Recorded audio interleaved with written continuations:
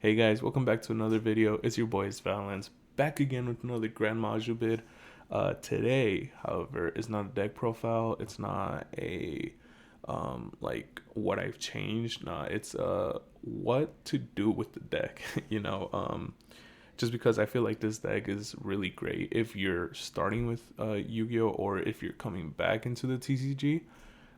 This deck is inexpensive for the most part, and it is also very competitive to a point, right? So in this video, I will show you guys, like, in my opinion, what the essential cards are, what you need to be running if you're running any variation of this deck, and I'm gonna give you some alternatives at the end of the video, right? So I'm gonna show you what I got. This is the same exact deck from my first video. So if you haven't seen it, go ahead and check that out. It will show you the options that I run, the plays that I try to do. And today I'll also be doing some test hands to show you guys how like this deck flows and my thinking when it comes to playing in locals. So yeah, with that being said, let's hop on to the essential cards. All right, y'all. And to get started, I do have the cards right here. These are the essential monsters, the essential spell traps, and the essential extra deck cards that I think need to be in any sort of Grand Maju vid. Sorry, any sort of deck. So to get started, obviously Grand Maju, if you're running him, like, this deck is built around him, so it goes without saying that he is an essential part of this deck. However, what I put in here, the two, just because the ratio of 2 and 3 is like personal preference. Like I mentioned in the video, I run it at 2 just so I'm not bricking too much on it. Because if you get multiple in your hands before you like banish with Gizmek or with the Pot of Desires, like you're not gonna have a good time. Up next, Gizmek. I am not lying when I tell you that Gizmek is the MVP of this deck. It will 3200 attack defense, first of all, and second of all, 2450 attack itself. So it's not something that can easily be beat over, but at the same time, it's a level 8. So if you have them on the field for one turn, or during their end phase, you bring them out. You use them as an Xyz. Let's say for the Zombie Vampire, you use the Zombie Vampire's effect, dumping this card. If you special summon a level 8 from your side with the Zombie Vampire, you get him back from your graveyard, go into Draglubion, that's 17,000 attack, and you will hit for game if they would have negated a monster by that point, they would have done it. They would have done it with either Gizmek, bring him back, or the Zombie Vampire to stop your combo, right? So, like I mentioned, he is an MVP of this deck. Don't run him at 2, don't run him at 1, run him at 3. Up next, the sort of little last of your essential monsters is the Kaiju package. I will probably run 3 Godarlas instead of Godoran, just because in this next build that I'm going to do for Grand Maju, I don't think I'm going to run Alpha, just because I do have other cards that I feel add like more to the deck. So yeah, 3 and 3, but these Kaijus are great at what they're meant for, right? They're great at outing any monster, any like Baron, Hot Red Dragon, anything. These Kaijus can and will make your opponent rethink what they're doing, especially in a game 2 scenario. So yeah, that's it for the monsters. Now for the spell traps. Obviously, Pot of Desires at 2. You don't run it at 1. You want to see this in your hand. You want to draw it just because you do get the 2 card advantage, and you get 4k attack defense for Grand Maju. And like I said, this is probably the perfect. So even if, let's say, in the next ban list this gets unlimited again, more than likely I still will only run it at 2. Now we got Change of Heart just for the Zombie Vampire. It's another get their cards, doesn't matter what level it is, because Zombie Vampire treats it as a level 8, and from there you can just go on with your combos.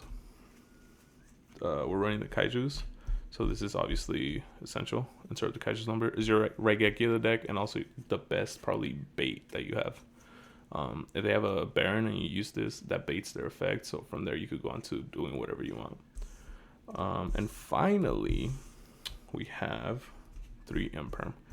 This card alone has won me so many games just because during their opening play, you Imperm their normal summon, and from there you go into your turn with their effects negated of their cards and hit for their game. So now with the spell traps monsters out of the way, let's go into the extra deck. The extra deck, it's pretty small this central wise, because the zombie vampire is probably one of the only cards that, like, no matter what, you need to run this card, just because you are milling 4 of there, so you're getting rid of a lot of their hand traps, a lot of their spell traps, and a lot of their essential pieces for their deck, while special summoning from your side, because the monsters are level 8. The Draglubion package goes without saying. You want to hit for game no matter what, go with the Draglubion, and it's GG's. All of the time when you special summon him and they know they can't negate and they know what you're doing, they'll just like say, okay, GG's, like, you got it. And these two, I know they're one-ups, but I play them together just because you make Lancelot. Lancelot can attack directly as long as it has material. You hit him for 2k. From there, you can destroy a card, because anytime they take damage with this card, you get to destroy. And after that, main phase 2, you overlay Zeus into him, just because you don't really want this on their, like, during their turn, because it is only 2k attack.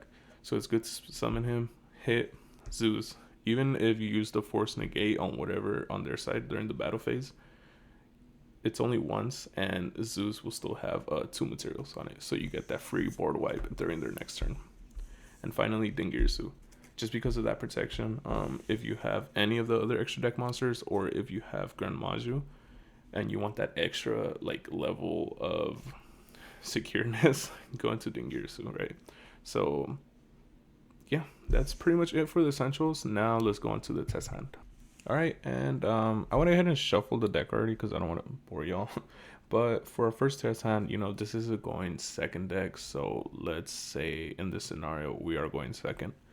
And let's get the first cards. So we're going to go Bigfoot, Gren Maju, Imperm, Trade In, and Change of Heart.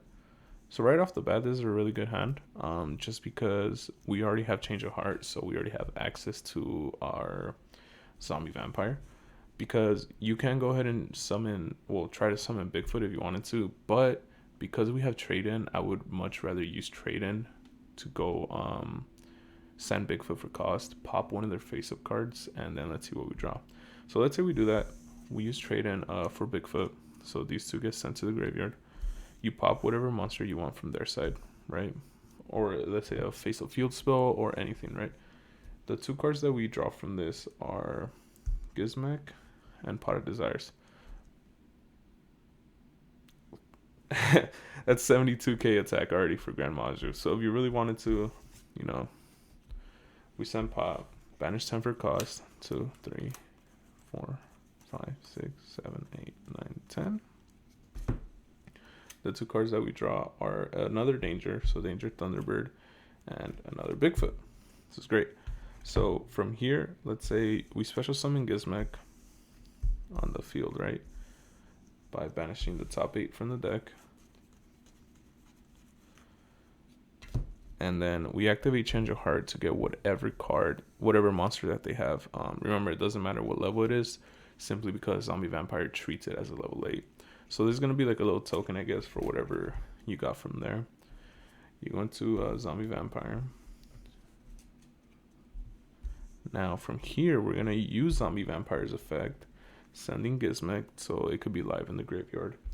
Milling the top 4 from there and ours. So we have a Pop, Gamma Steel, Plague Spreader, and another Imperm that we milled. So we could special summon one of these monsters. We're going to special summon a Gamma Seal.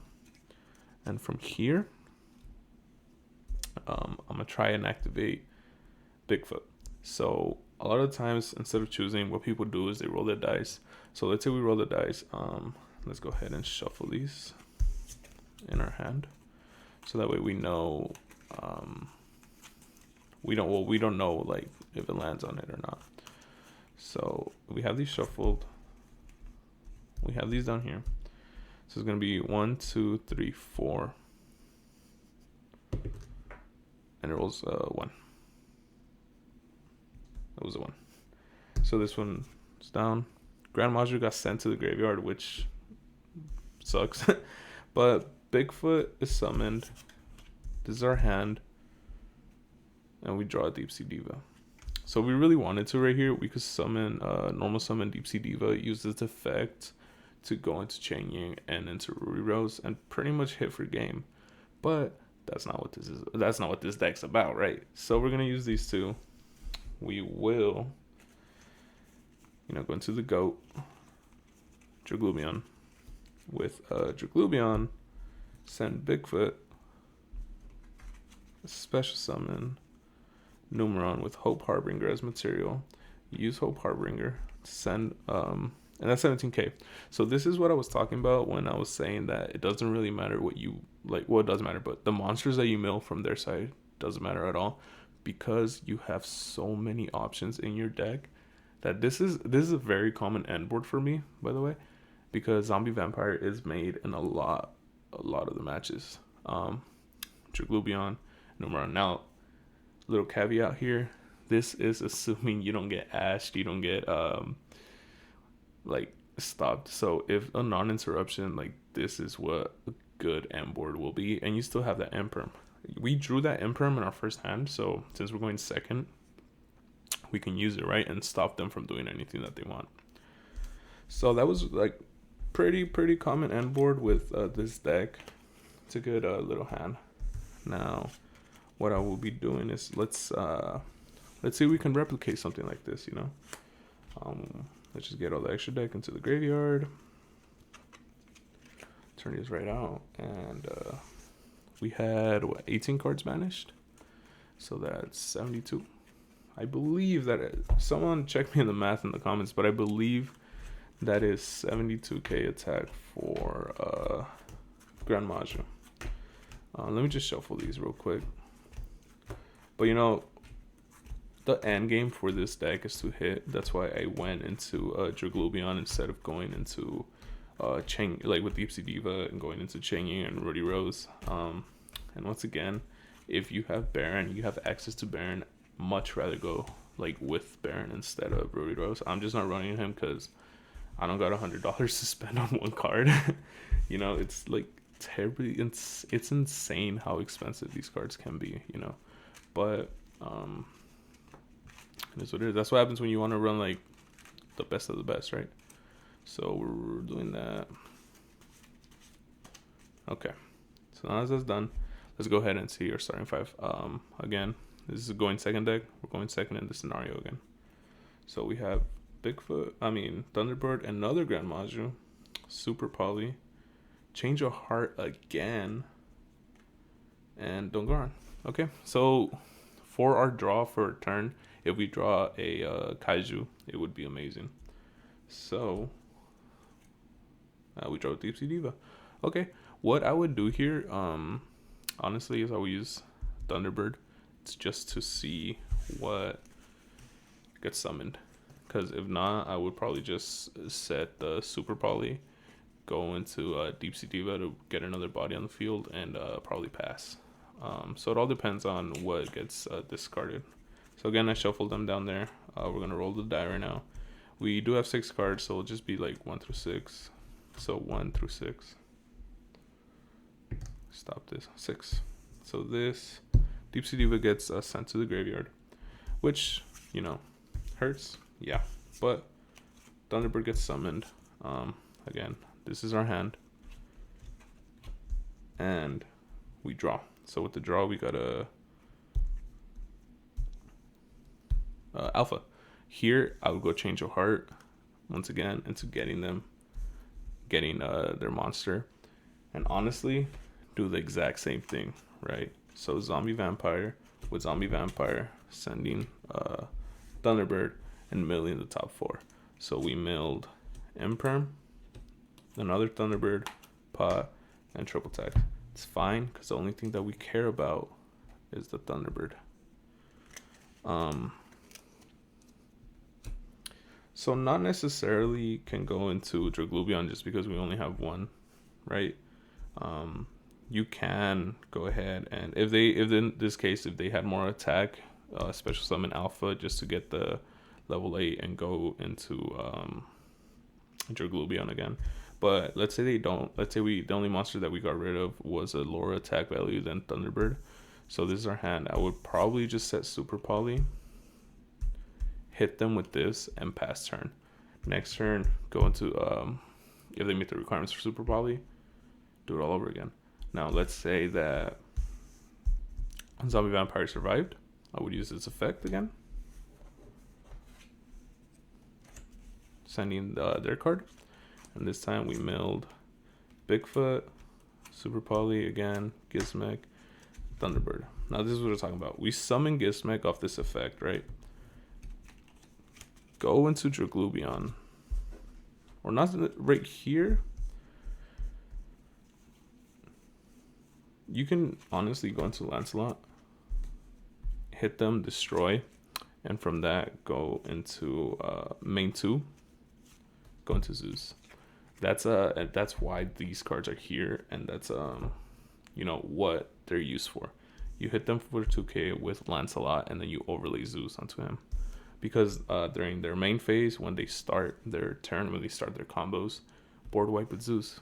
You're going to lose Zombie Vampire, but you already used both his material. You're going to lose Super Poly, but by that point, honestly, you might be able to use it before they get their field set up. So just because the Super Poly targets that I'm running are the same, and they're extremely, extremely versatile. So yeah, those are the 2 test hands that I'm doing for the video. I will do, up next, I will show you guys some alternatives if you don't want to run the tuner package. If you feel like you might get better value based off running a more pure Gren Maju, because it's still really great like that. The deck is still really versatile and really able to go up against the big decks out there. So yeah, with that being said, let's go on to the alternatives. Alright guys, and that was a little sample of what this deck can do. We did go the Xyz route, both test hands, but we could have easily summoned Plague Spreader instead of the Gamma Seal and gone into Changying, because we did have so many cards banished. And just keep as a reminder that Changying gains attack based on the amount of cards that are banished on both sides, and your opponent's monsters lose attack. So very easy to go for an OTK with that line as well. Now let me show you guys a couple alternatives. Like I mentioned at the start of the video, I believe, if you want to run a pure Gren Maju, there's other options out there, right? So cut the synchro package. If you're gonna do that though, I do recommend running Gren Maju and Alpha at 3. I only have one of them because those are the only ones that are missing from the ratios in my deck. So I would really recommend running them at 3. It gives you better options. Alpha is probably one of, aside from the Pangotrops, he's probably the second best going second card, just because you can bounce and special summon him. Another card that I know is pretty much a staple in almost every other Gren Maju deck is Eater of Millions. When I started building this deck, I did run him at 3, and I was able to summon him quite consistently. The only thing is that you have to choose what you want to do, because you summon him by banishing 5 cards from your hand, field, or extra deck. So I would be, okay, I'm not going fusion route. Let me banish all the fusions and a couple of Xyz that I know I'm not going to use. Let me special summon him. So that works, but there was multiple times where I drew Super Poly in an instance where I could have gotten rid of their board with that card. So, for me, I would much rather see Deep Sea Diva in my hand than Eater of Millions, because that allows me to go into Changying and into Rody Roast Dragon. And also, just keep in mind, with this card, he cannot be tributed, so you can't, he can get burned, he can get nibbed. And also, when he enters battle with a monster, you do have the option of banishing that monster face down in defense. So that's why he's really good. He's a really good card, but I would much rather see the other cards in my hand. Up next, we do have a tuner that, let's say you don't want to run Plague Spreader, because I know I'm not running Foolish Burial. You could run Fabled Cerberus instead. He synergizes really well with the dangers, just because if he gets chosen to be discarded off the danger effect, he can special summon himself. So you have him on the field, and you would have special summoned whatever danger you activated. That's a level 10 synchro, right? So that's off basically 2 cards. you have Changing, and it's a really good card. That's if you don't want to run like Plague Spray Zombie. Speaking about Foolish Burial, we have one-ofs here that you can incorporate the deck fairly easily. We have Foolish Burial, Called by the Grave for any hand traps, Mind Control, Fairy Tale Snow, and Dimensional Fissure. Let me speak about Mind Control real quick. I know this. I said in the beginning that this deck is fairly inexpensive, and it's true. But probably the most expensive card I have in here is a triple tax, and that's $20 a piece. So if you're running all three, that is $60. I know, like, when I didn't buy it all at once, like obviously this deck has gone through so many different cards. I was like saving up, and when I bought triple tax, it like added so much to the deck. But it's not essential, right? You don't need to run it. Mind Control and Change of Heart are basically two triple tags because 8 times out of 10 I'm using it to take control of one of their monsters. Just keep in mind, with Mind Control, whatever you take cannot attack, but it doesn't really matter because remember, Zombie Vampire. So yeah, Dimensional Fissure, a lot of the times when you set this card, like when you activate it, they won't have an out to it, so it's really good going first. Fairy Tale Snow is basically a walking Book of Moon. Normal summon it, change one of their monsters into face down defense. If he gets or it, I don't know, if the bunny gets destroyed, it goes into the graveyard. You could special summon it by banishing 7 cards, and you get another Book of Moon. So yeah, Called by the Grave. It's Called by the Grave, anti-hand trap. Foolish Burial, you can send your Gizmic to start your plays, or Plague Spray Zombie if you choose to run them. So those are pretty much like some alternatives for the main deck. All of these cards have seen play in this deck in one time or another. And I will incorporate some of them. And by some of them, I will definitely incorporate Borrowsword Dragon in my next iteration of Gren Maju, just because he's so amazing, right? He can be destroyed by battle. You get to switch one of their monsters into defense. Anytime you attack them, he gains attack equal to that and another attack. So sometimes it's a win condition, sometimes you just really out their board, and it's great. So it's a Link 4. I do have Topologic Zero Boros in here, which I will show you guys in a bit. I would recommend only running one like really high Link monster, like material wise. So we have Dark, just to get one of their Darks, and you can special summon Bigfoot when he gets destroyed. Zero Boros, he's an honorary Gren Maju. He gains 200 attack defense for every card that's banished. His effect is when he's in a Link zone and any monster is summoned to a zone that he points to, every card on the field gets banished and he gets brought back during the next standby phase. So you banish everything that's more attack for him, and you could hit for game from there. The only drawback is that he doesn't have like card protection or anything like that, so he can't be destroyed. Another Topologic and another Topologic. Pretty much, this one is for like spell trap removal, and this is for monster removal. And when you hit him with another monster and you destroy him, on top of taking, because he has 3k attacks, on top of taking whatever damage, like in the difference of life of attack points it was, they take damage equal to the other monster's original attack. So it's really great. And yeah, all these, the requirement for all the Topologic are that they need a monster to be special summoned to a Link arrow that they point to. And like I mentioned, Borrowsword Dragon will be making an appearance in my next iteration. I'm just waiting for a couple cards to come in, and I'm waiting for like my finalized build, just because I will, with Sprite running around everywhere now and post Power of the Elements, I would definitely try to keep making Gren Maju viable in this format. And more extra deck, the final extra deck, it's level 8. This is more if you want to get rid of the synchros, you go into a couple links, you go into the Overlord. Remember, he can tribute, and then you destroy as many cards to the same that you tributed. Other links that I have ran in the past are like the Nightmare, so Nightmare Unicorn, Nightmare Phoenix, just because they're level Link 3 monsters, and getting monsters on the field is not a problem. So there can be only one is a good trap alternative that you could run in here, or they could just like put it in there, because all your monsters bar like Bigfoot and Alpha are different types, so this doesn't really affect you. It does affect your opponent. It's a really good floodgate. It's a really good way for you to extend your plays and get more turns, so you could OTK later down the line. And finally, this is like a really fun card. I would definitely try to like incorporate this. The only reason I'm not is because I feel like at 40, this deck is as consistent as possible. 43 is kind of pushing it. 45, like, don't even bother. So this is why this card is in the alternative section. But it's really great, right? So for those of you that don't know, Concentrating Current, what it does is that it makes a monster gain attack equal to the defense. With Grand Maju, the attack and defense become the same of the amount of cards that are banished. So let's say you get Imperm, you get Dropletta, you get whatever they do to Grand Maju. This is a quick play spell, so you could chain this on top of that. Grand Maju will still gain the attack of like the defense, and it keeps it. So like if it gets Impermed or if it gets Effect Veilered, the attack would normally go down to 0. Except with this, because the attack that it gains from its defense is due to the card.